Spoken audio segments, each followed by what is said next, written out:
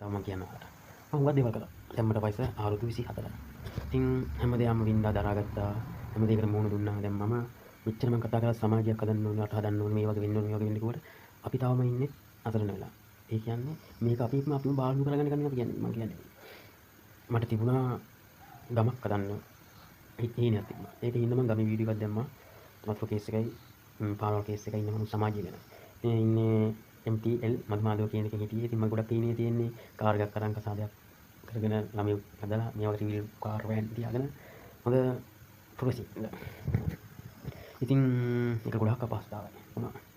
ඉතින් මම හිතුවා ඊට පස්සේ හැමදේම කරලා ගොඩ යන්න විදියක් නැහැ.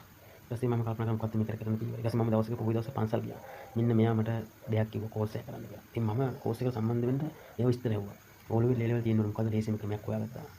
ඒක තව ටික දවසින් ඕගොල්ලෝ මම සහතික හතත් එක්ක ඩුප්ලිකේට් එකක් අතේ තියාගෙන ෆොටෝ ටිකක් දානවා.